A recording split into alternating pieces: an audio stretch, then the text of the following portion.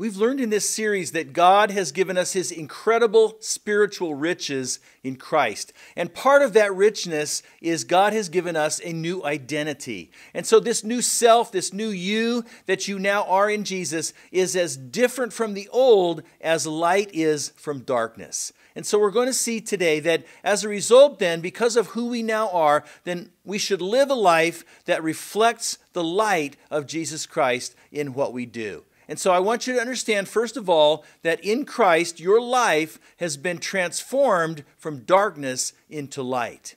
Look at Ephesians 5, verse 8. For you were once full of darkness, but now you have light in the Lord. Before anybody comes to faith in Christ, the Bible describes our life before God in terms of darkness. Now, darkness is a powerful symbol that often represents things like unsavory secrets or evil or ignorance. And that's who we used to be. But now in relationship with Christ, Christians have been supernaturally transformed so that our lives now are lived in the light. In John chapter 8, verse 12, Jesus said, I am the light of the world. That means He epitomizes everything that light symbolizes. Things like truth and knowledge and goodness and love. And so that's who Jesus is. But when we're in Him and we're united with Him, then His life begins to rub off and take shape in our lives. That means as a Christian, you are simply not who you used to be. And that's going to change how you live. And in Ephesians 5, we're going to see that changes how you live in 4 ways. First of all, keep the light on. Look again at verse 8.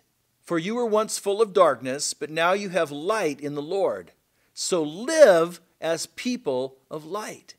What we see here is that identity affects actions. Simply put, people who have the light of Jesus should live accordingly.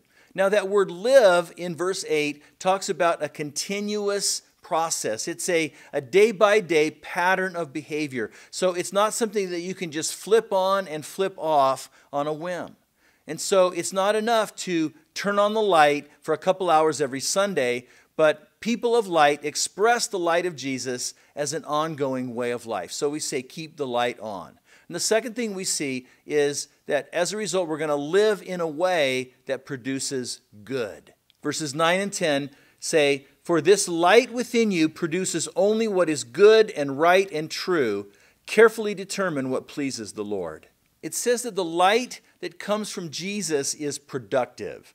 Just like in the natural world, light shining on a plant produces chlorophyll that causes the plant to grow. In the same way, the light of Jesus shining in our lives produces results that are consistent with its nature. Things it says here that are good and right and true. And our part in that is to consciously discern what pleases God and to put it into practice in our lives. And then the byproduct of that is that as that light produces transformation, then we become an enlightening force in the midst of a dark world. So live in a way that produces good. Now the third way that people of light are going to live is we're going to be wise about relating to darkness. Verse 11, take no part in the worthless deeds of evil and darkness, instead expose them. It is shameful even to talk about the things that ungodly people do in secret. But their evil intentions will be exposed when the light shines on them, for the light makes everything visible.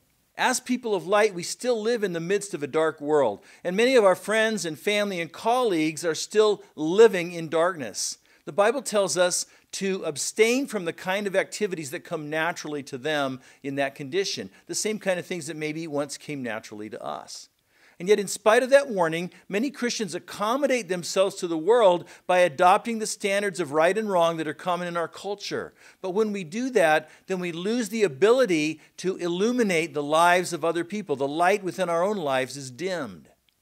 By contrast, a lot of Christians want to just completely separate from the world and just go live in a Christian cocoon. But when we take that choice, then we remove ourselves from the ability to have redemptive influence in other people's lives because we're just not in their lives. And then some Christians become very judgmental and unloving toward people living in the light. And when we do that, we fail to express the mercy and the grace of God toward people who are spiritually lost.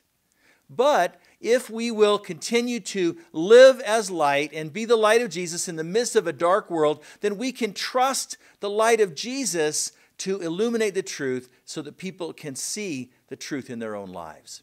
And so that's why we say, be wise about relating to darkness. Now, there's one fourth thing here in Ephesians chapter 5, to live as children of light, as people of light. Don't go back to the darkness. Verse 13 says, for the light makes everything visible. This is why it is said, awake, O sleeper, rise from the dead, and Christ will give you light. Light wakes people up. You may have experienced that at some point in time. Now, we can all fall asleep in our faith. All of us might possibly go backwards in our relationship with God, and we probably will at times. But when that happens, what it says here is don't stay asleep. Don't stay in the darkness. Wake up and get back in step with your new identity again.